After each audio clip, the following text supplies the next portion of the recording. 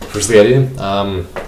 Just got back from a showing of The Dark Knight Rises, and wanted to give my initial reactions to the movie while it's sort of fresh in my head.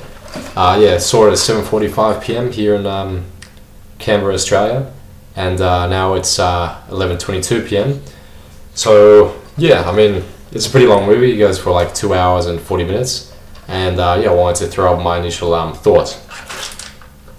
Basically, in a nutshell, did this movie meet my expectations?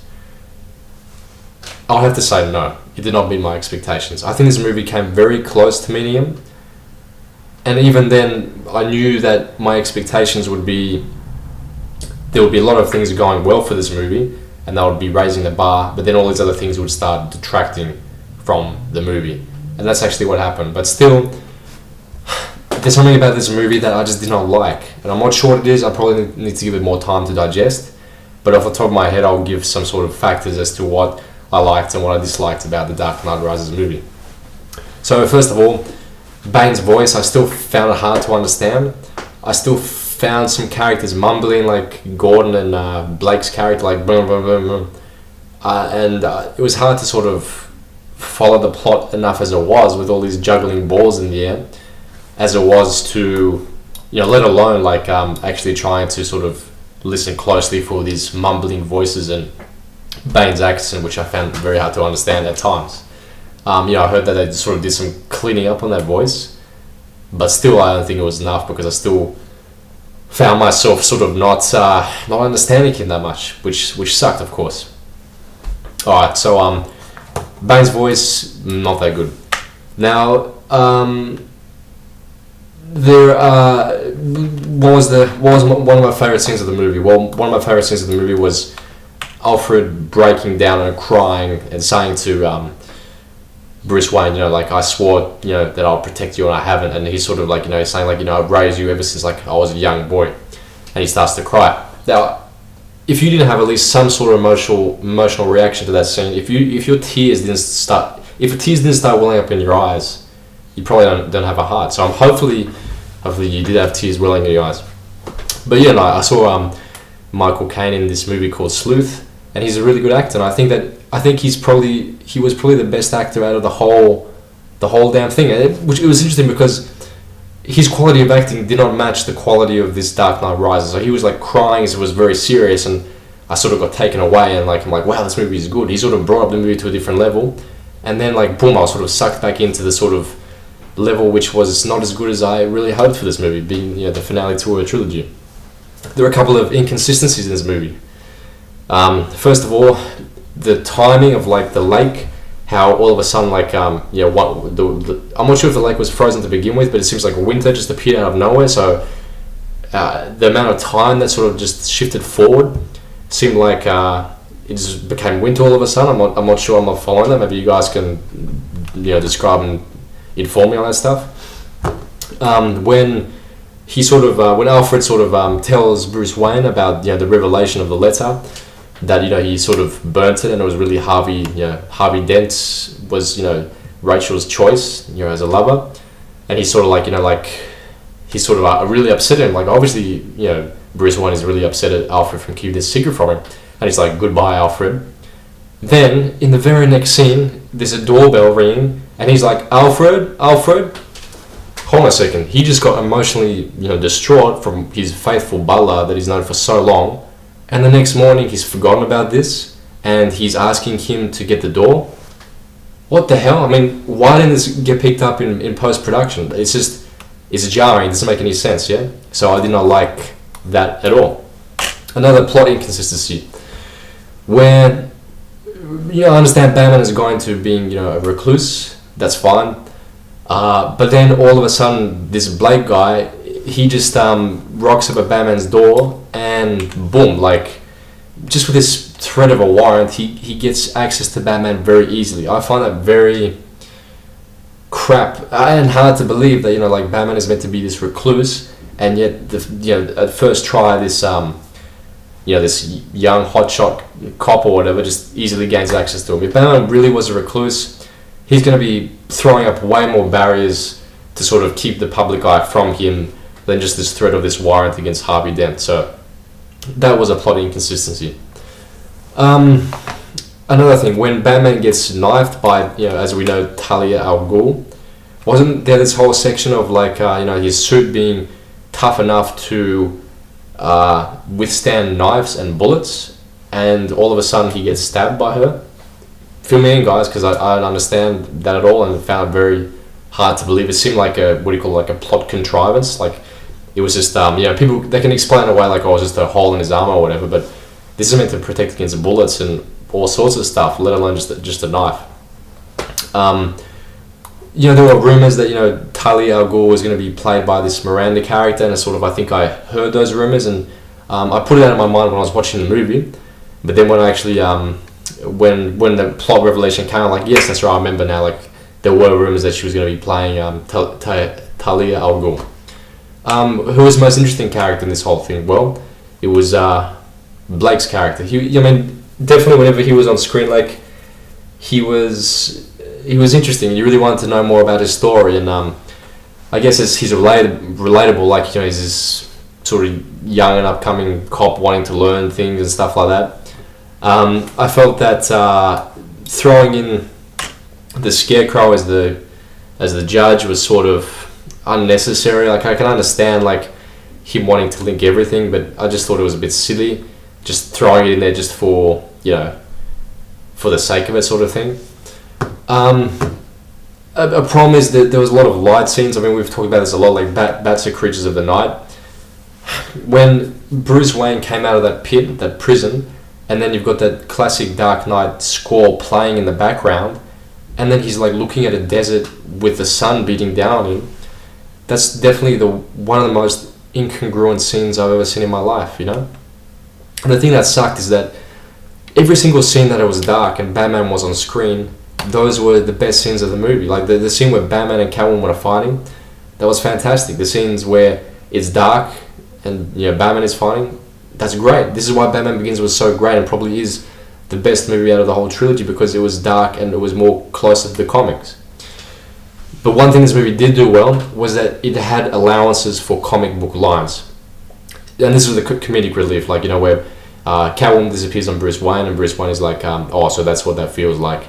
That's hilarious, perfect. When they're fighting, and like when he's fighting with Catwoman, and then he pauses for a second, and they say something to each other, then boom, they resume fighting. I can imagine that being like a comic panel. They stop and they sort of talk, even though there's fighting happening around, then they continue fighting.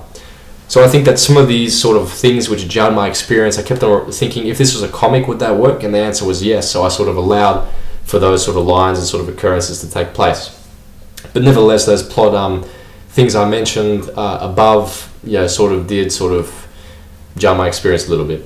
I think the movie started off really well, and I think this is why this needs to be at least like a 3-part review, maybe initial reaction, then I'll record like a couple of extra parts if I feel like it. But there's a lot to digest. Like someone said, like the scope of this movie is really big, especially when you've got all these sort of parts being linked together throughout the trilogy. And I must say, when I was thinking about all the parts of the link together, Batman Begins, The Dark Knight, and of course the final one, the Dark Knight Rises, I think that you have to pat Christopher Nolan on the back for sort of, when you watch this movie, it feels like everything's strung together nicely. So the linkage of all the movies are great, except for when Batman is sort of like at the end saying to Jim Gordon, Batman can be anyone. It can be a hero as simple as putting like a coat on a boy's back. I didn't get that reference. I only got it when they showed the cutscene of Jim Gordon putting his coat on young Bruce Wayne's back. But I think that if no one got that cutscene, too bad, so sad. They shouldn't have put that cutscene in there to show the coat thing, because it's insulting people's intelligence. And if I didn't remember that, then I'm the stupid one, and I shouldn't have to rely on these cutscenes to make the experience for people who did get that reference crap. And it worked with where at the start where Jim Gordon is talking about Harvey Dent, and he's thinking what speech to say, and he's sort of showing flashbacks of Harvey Dent's Two-Face character. It worked there. Another thing is like when Bruce Wayne's identity is revealed, and this has been an issue in the past. Why does he keep on talking in that Batman voice to Selina Kyle, to James Gordon? I tried to argue it in my head like, oh, he's just trying to maintain the voice so he can use it just in case he needs to switch voices or whatever. It's just silly, and especially some of these, like I said before, some of these lines seem way too cheesy or crap. But then once I remind myself, okay, would this work in a comic book? And the answer was yes, and it sort of made it less worse. Like when Batman says to Bane, once you do this, you have my permission to die. He throws the line back at Bane, the same line Bane threw it back at Batman. And then I thought, you know what, that's really a bad line, came across really poorly. It didn't work for me at all. But then I thought, hold on a second, if this was a comic pane, then that would work perfectly. That would be like, oh, that's fantastic. But that's different when you're looking at a comic pane, a book, you read the lines, you get that internal feeling. That's different to actually watching it on screen. So maybe that's just confirming to us that Batman is really something for the comic medium. Nevertheless, like I said, too many light scenes here. A terrible lot happened in this movie. Like a lot of stuff went down in this movie. I like the reference to giant alligators, Killer Croc. So Nolan sort of acknowledging that, hey, in my universe, I could never ever sort of have a killer croc, which is way too unrealistic. But I'll throw a reference up to there. And of course, the reveal of Blake to be Robin, which is very obvious when you see him working together all the time with Batman. That's also fantastic as well. There was a point in the movie where I thought, I wonder if Robin will actually be revealed. And I even had a crazy thought that for some reason that what's her name, Miranda Tate's character was going to be Poison Ivy. I thought maybe they locked down production so tight that this villain would appear out of nowhere, but of course that did not happen.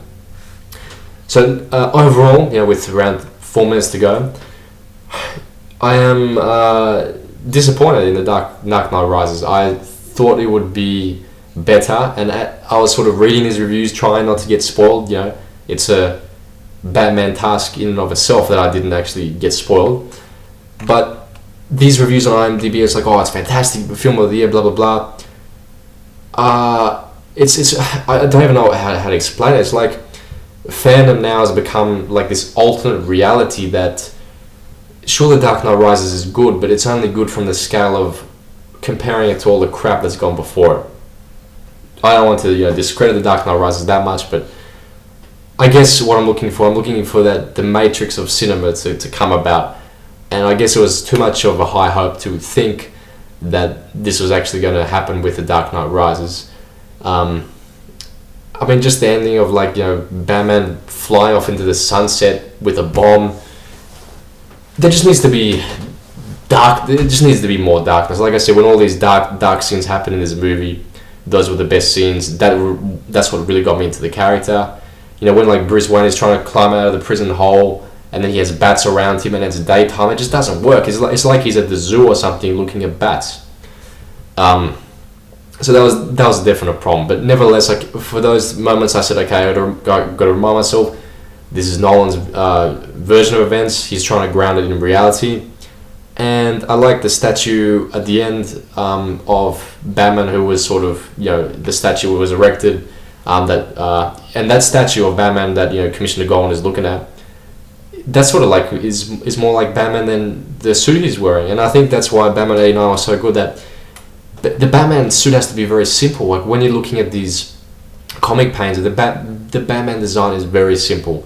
And seeing Batman in this ridiculous suit with all these contraptions, especially the gold belt, which I don't like, that makes it unrealistic. It just needs to be as simple as possible, bare minimalist style to make the sort of Batman character look good. Selina Kyle was okay. Yeah, sure, she's sort of seductive, but as stated, Michelle Pfeiffer's performance was the one to match, and I don't think that that's much more to be said than what's already been said. Her performance did not outmatch Michelle Pfeiffer's. Well, to give this the Dark Knight Rises out of 10, I would have to give it a 7 out of 10. I would have to give it a 7 out of 10. In retrospect, I think that Batman Begins was the best movie out of the whole trilogy in terms of sticking to its roots. The Dark Knight was probably the most well-made film, and The Dark Knight Rises probably is good, but not in different ways. Maybe of tying everything together, of ending the trilogy. But I didn't really like the ending of sort of like, you know, Alfred sort of sipping a shot of sherry and seeing him with, you know, Catwoman or whoever it was in the distance. It felt like there were too many things to wrap up. 7 out of 10. Just fell short of meeting my expectations. I need to digest this. I'll probably pop out a few more parts of this review, but let me know what you guys think when you guys see it. I think in UK it's tomorrow you guys will see it. Overall, there are a lot of problems with this movie, and for everything this movie did right, there was something detracting from it which made the movie not so good. Forristicat signing out. Dark Knight Rises initial reaction.